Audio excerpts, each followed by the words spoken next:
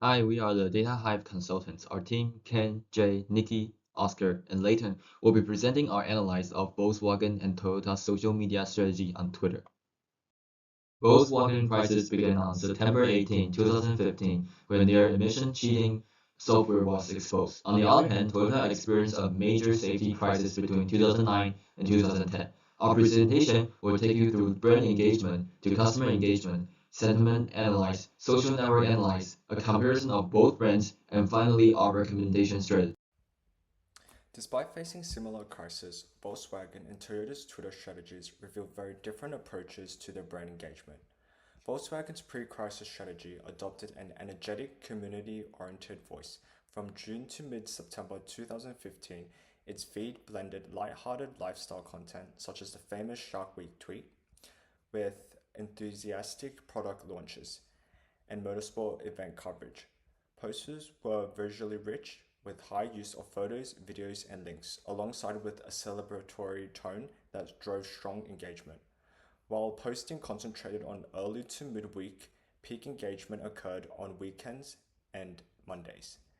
As the crisis broke, original content disappeared overnight, replaced by reactive customer service replies. Posting frequency surged from 212 to 221 tweets per month on average, staying high through December. This resulted in average likes dropping by 64.6% and retweets by 71.1% and replies down 63.3% between September and October. By allowing the feed to become dominated solely by complaints and apologies, the strategy lacked authenticity. This induced audience fatigue and erased the brand's personality, leaving users with no incentive to share content. In contrast, Toyota's pre-crisis strategy in 2009 was quieter yet more sophisticated and values-driven. Positioning itself as a responsible eco-conscious leader, Toyota posted more original educational content, for example, solar-powered flower installations on LA highways, creative events such as Toyota Tuesday free music downloads, giveaways, and transparent humanized customer service signed by real staff names. Links to YouTube, Flickr, and polls created an ecosystem of interaction that compensated for Twitter's smaller 2009 user base. When the recall crisis hit, Toyota never stopped posting their core brand content.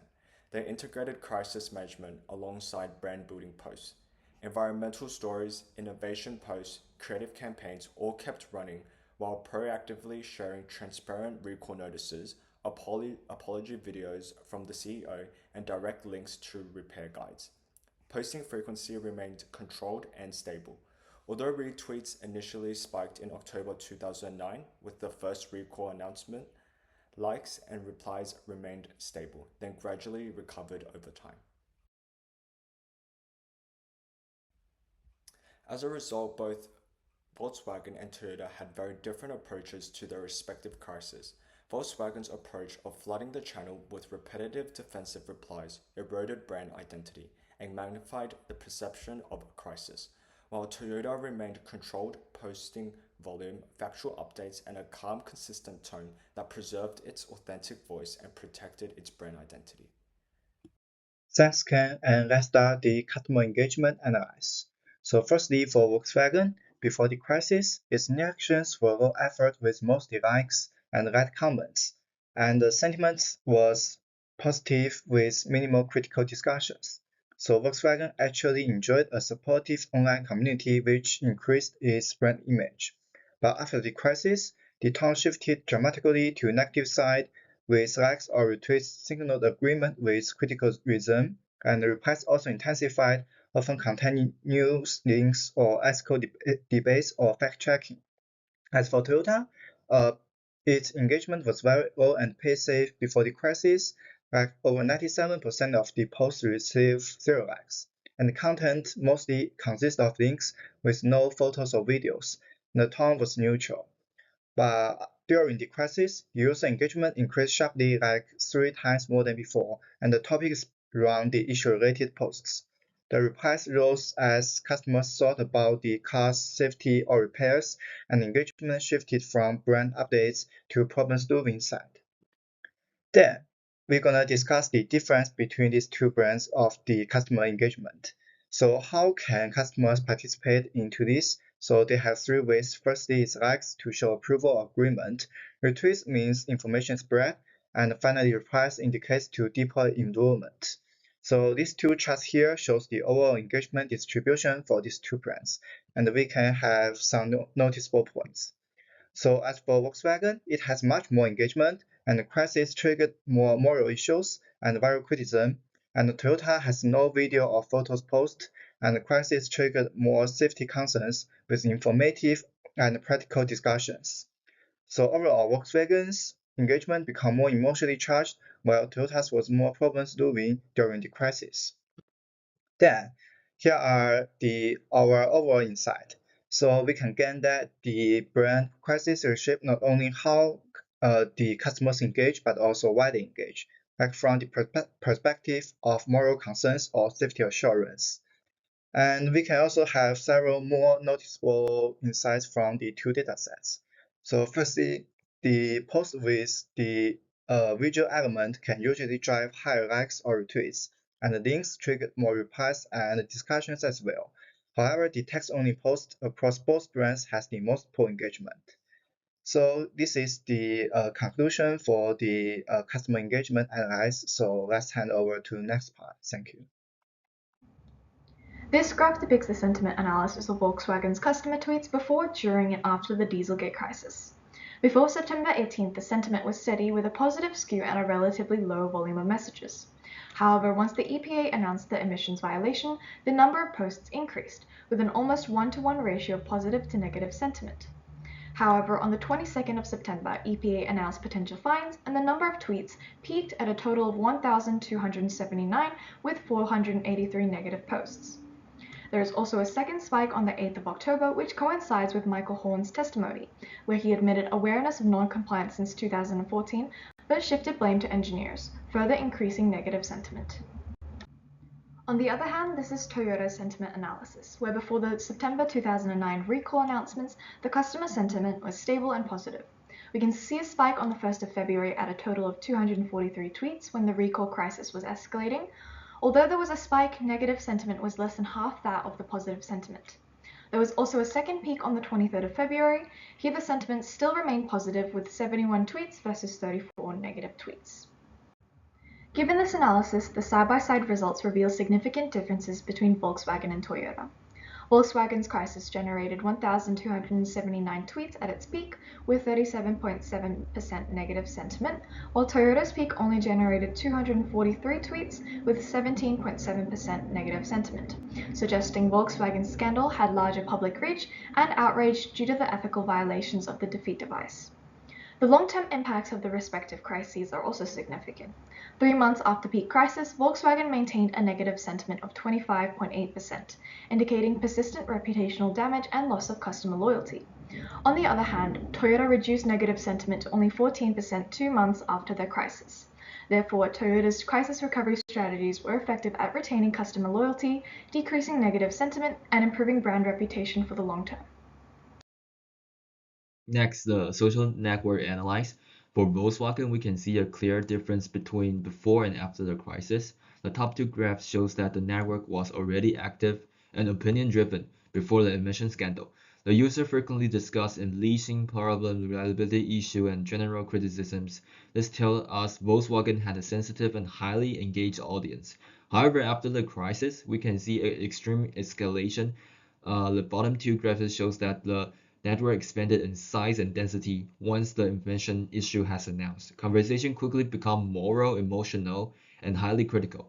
Users are responding and retweeting negative narratives at a much faster rate. This reflects a loss of control where information spreads far beyond Volkswagen's ability to respond. For Toyota, the graph does look a little familiar, but slightly different. Before the crisis, as shown in the top two graphs, interaction were mostly isolated and friendly, with no major influencer driven the conversation. People were simply talking about normal product topics and basic customer service issue. But after the crisis, the structure changed. In the bottom two graphs, the network expanded significantly as users began discussing recall details, safety concerns, and repair updates.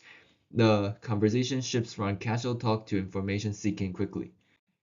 After looking at both corporate and social networks, Toyota Crisis network is more manageable and largely informational. People want to clarify updates and safety details. Volkswagen, on the other hand, shows very differently as the car brands completely lost narrative control. The crisis jumps across communities driven by influencers' emotional reactions and media. Our social media audit showed Toyota had a superior strategy. Volkswagen increased posting monthly, which overwhelmed audiences and led to a drop in engagement, whilst abandoning their brand voice. On the other hand, Toyota balanced announcements with brand building content and humanizing posts to foster trust. Volkswagen's duplicated and impersonal responses, coupled with Michael Horn's testimony, damaged authenticity and customer trust. Toyota's stronger strategy protected their brand reputation and customer loyalty, evident in their rapid sentiment recovery following the recall crisis. Our analysis identified that Volkswagen's response was defined by passive detachment. First, there was a critical lack of social media response. They had no coherent crisis plan, which led to a timeliness failure. It took them 6 days to respond online. In a digital age, a 6-day silence is eternity that allows confusion and anger to fill the void. When they finally did speak, the response was impersonal and lacked transparency. Instead of an apology, audience got defensive legalism. Worse, they continued with business as usual content. Posting generic car ads in the middle of scandal didn't just fail, it created audience fatigue, causing the public to tune out or get angrier. Finally, their engagement was passive. They failed to monitor sentiment or identify key individual of influence, which allowed negative narratives to spread unchecked. From these failures, we derived key actionable insights. We found that promotional content during a crisis created cognitive dissonance. It feels fake. We also saw that reactive text-based defenses lowered engagement, whereas multimodal media like video and audio drove higher interactions. Most importantly, the data showed that network centrality was ignored. The crisis escalated because Volkswagen treated everyone the same, missing the chance to engage strategically with the people shaping the story. So how do we fix this? We propose these 3 recommendations. The immediate crisis response protocol. We need to move from 6 days to 2 hours. Future response require a public acknowledgement within 2 hours and a full response within 24. This allows Volkswagen to take control of the narrative before negative rumors define the story. Second, multi-format storytelling. We need to replace corporate defense with human connection. This means using short-form videos and personal narratives to invoke emotion and demystify technical terms. We need to shift the focus from the scandal to a positive future story, using live interactions to reposition the brand around progress and sustainability. Lastly, we have network stabilization and targeted intervention. This is our hub and bridge strategy. We need to stop treating all users effectively the same. Instead, proactively engage with bridge influencers, those trusted figures who connect different audience groups. By giving them direct access and support, we leverage their high credibility to validate our message. This allows us to track sentiment shifts in real time and intervene before a cascade of negative word of mouth takes over. Comparing the limitations of Volkswagen's strategic approach to Toyota's success revealed key weaknesses. Volkswagen's strategy was impersonal and reactive, flooding Twitter with repetitive apologies and abandoning brand-building content, which resulted in declining engagement. In contrast, Toyota maintained transparency and humanization by staff-signed posts, balanced content, and multimodal media, successfully retaining customer loyalty.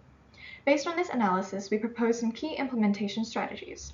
First, integrate multimodal media such as videos, photos, and links to drive engagement while continuing brand-building content, but control posting frequency to prevent audience fatigue.